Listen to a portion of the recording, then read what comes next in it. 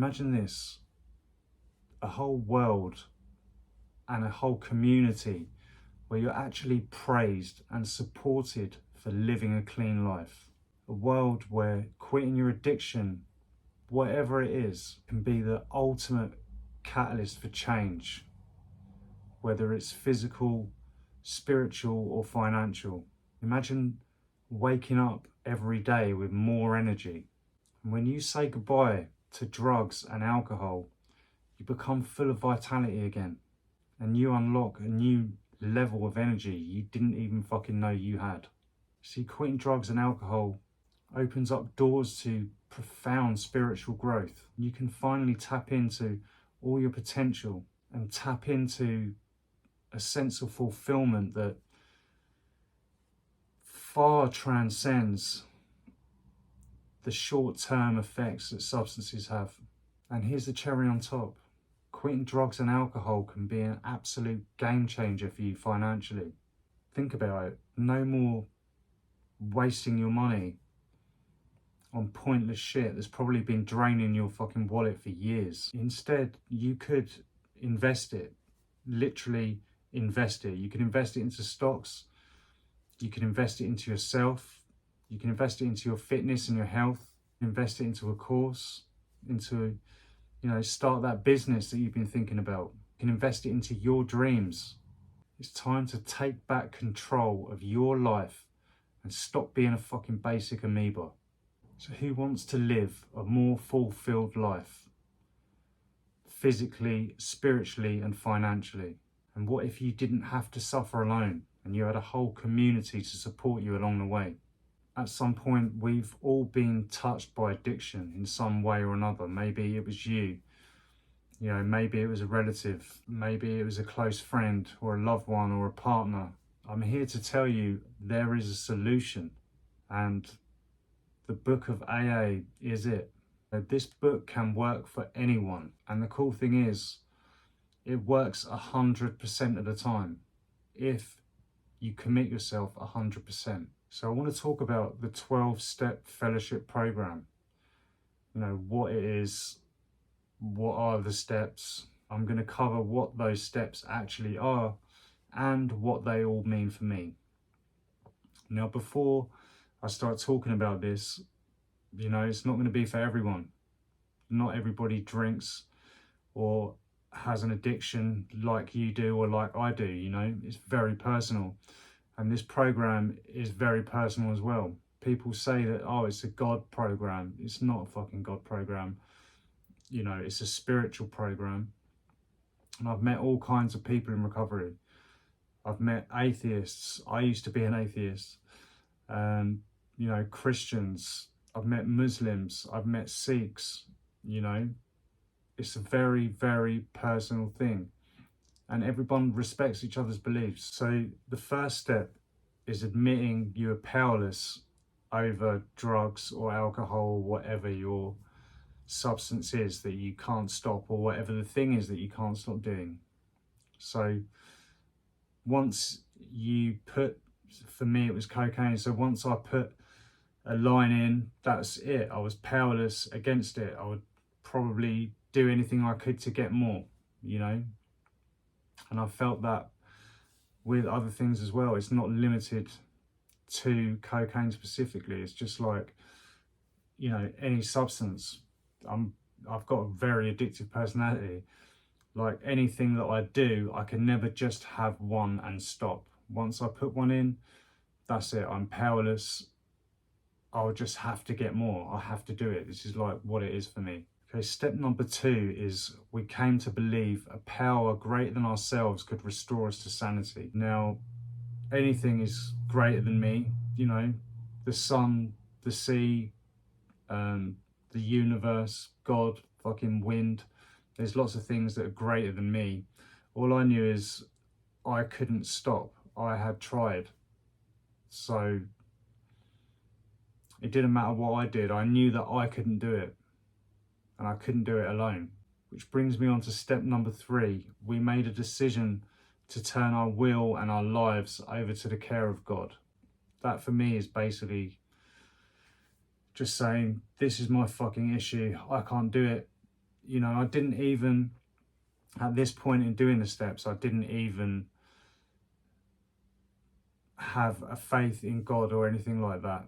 I just knew that I couldn't hold this fucking issue anymore. So I was just like, I just let it go, like, to whatever. I didn't want it. Someone else can deal with it. Something else can get rid of it for me. Step number 4 is where things start to get a little bit interesting. The first few steps, they're all kind of like, you can just say yes to all of them. Do you know what I mean? But from step 4 is when you really have to start putting in the work. Step number 4 is we made a fearless moral inventory of ourselves. Now, this is a big one, because how many of us actually go through life without ever stopping to look or write down even the things that we've done or the things that have affected us? It's just, we're all trapped in our own heads all the time, sort of thing. We're never, some never really express the things that they truly think or truly feel, or the things that are fucking eating them up, whether there might be things that have happened to them, or things that they've done, that they feel terrible for, or things they've got shame about or guilt about, so this is a massive one. Just that practice alone of just, say, writing down a fearless moral inventory of everything you can think of that has damaged you or that you feel guilty or shame about, is gonna fucking lift a burden off of you. Do you know what I mean? Step number 5 is we admitted to ourselves, to God, and to another human being the exact nature of our wrongs. Again, this is similar like to step 4, but it's taking it one step further. So you've made your fearless moral inventory of yourself, and then you just share it with another person. This is, it's sort of like unofficial therapy, if that makes any sense. That's the way that I saw it. Step number 6, we were entirely ready to have God remove these defects of character. That's, again, I want to go back to what sayings like, I had this issue, I've tried and tried and tried and tried and failed. I couldn't do it. I didn't even believe in God at this point. I just said, I can't fucking do it. Just take whatever, I'm just letting it go. I don't want it. I don't want it anymore. And step number 7, we humbly asked God to remove our shortcomings. Step number 8, we made a list of all the people we had harmed, and we became willing to make amends to them all.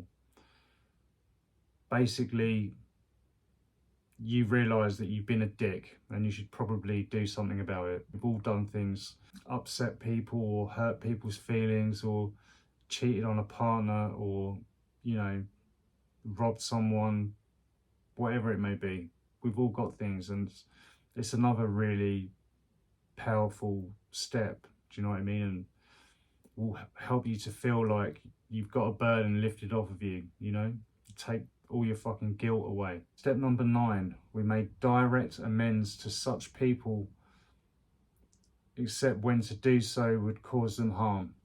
So basically, you make amends to anyone unless, they're going to be hurt in the process, or feelings are going to be hurt. Maybe it's, want to protect someone's feelings, or literally, you don't want to trigger anyone into hurting themselves or anything like that. Step number 10, we continue to take moral inventory on ourselves, and when we're wrong, we promptly admitted it. So that's pretty standard, isn't it? We basically keep monitoring our behaviour. If you're being a dick, you check yourself, and you rein it in. If you realise you've been a dick, you say sorry ASAP, You don't want to let these things fucking bubble over and continue. Do you know what I mean?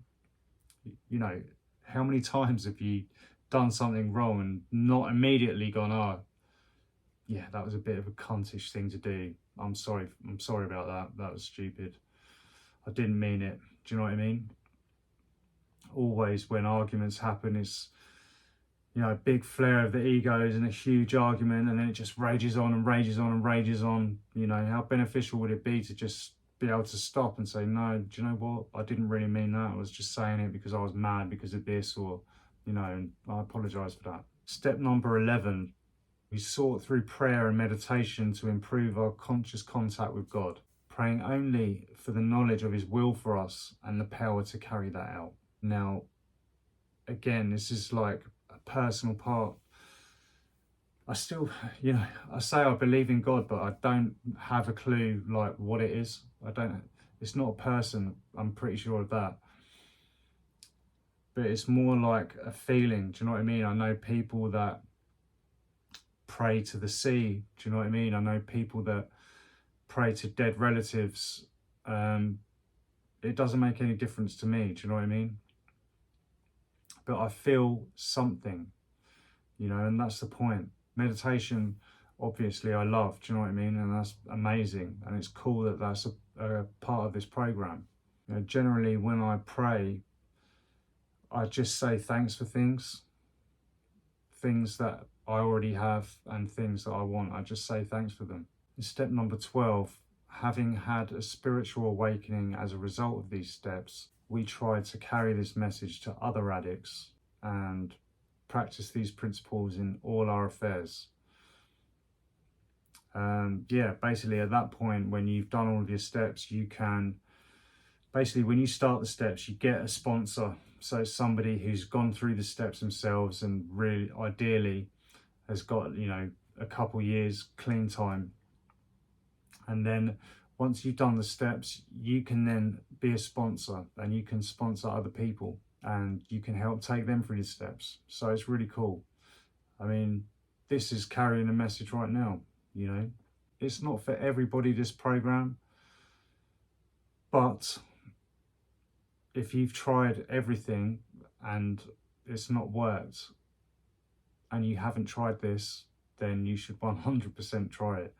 It has fully changed my life. You know, I don't have any cravings for anything anymore. You know, it went pretty quick, within about 3 months actually.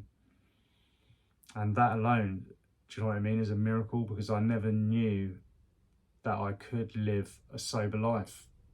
I always imagined it, but I didn't know it was possible. I didn't fucking know how, you know. I couldn't do it. I couldn't fucking do it. So I'm forever grateful to this program. Whatever, you know, there's a fellowship for fucking everything. You know, AA is Alcoholics Anonymous. You've got NA, Narcotics Anonymous. CA, Cocaine Anonymous. You've got Overeaters Anonymous. Do you know what I mean? There's so many. So whatever it is that you're suffering with, there is a fellowship that you can reach out to. You know, if you can't do that, you know, for whatever reason, or you don't think it's for you or it's your thing, then you could look back over some of these steps and, you know, do all the practical parts. First, admit to yourself that you're fucked. You've got a fucking problem. You've tried to quit now for probably years, if you're anything like me, and you couldn't do it. So you need to admit that you're fucked, okay? You can't do it alone. You are going to need some help in some way, shape or form. Whether it's this program, it might be support of a friend or whatever it is. Do you know what I mean? Do the step 4 where you make a fearless moral inventory of yourself. You know, list everything down that is fucking you up, the shit that keeps you up at night. You know, the shit that you feel shame and guilt about, bad things that you've done that you feel fucking terrible for. And then share it with another person. You know, even if you just did that, that would help you a lot, I'm sure. You know, and then moving on, you know, you can incorporate meditation into your life as well. You know, there's so many amazing parts of this program, but the thing is with the program is that you get a big support network. I used to feel like I was really alone, like I was saying, I was, you know, trapped in my head, and you know, I couldn't imagine living a sober life. But once I came into the fellowship, and you know, I was welcomed with open arms, you know what I mean, by all types of people from various walks of life, races, cultures, religions, you know, all trying to just live a fucking clean life without drugs. You know, these people were happy, smiley, they're all lit up. Do you know what I mean? It's not, I can't I cannot describe it, and I cannot thank the program enough. It's changed my life. It's changed my family's life, you know. I have the pride of my parents now, do you know what I mean? They tell me all the time how fucking proud of me they are. And it's little things like that that make a difference. Do you know what I mean? So if you are suffering, do reach out to somebody, okay? Listen to this video. If you don't want to go to fellowship meetings, you know, listen to some of the steps and try to incorporate some of those into your life and see how you get on. But I recommend the support of the fellowship, and I know for a fact it's going to help you. I know it is. So consider it.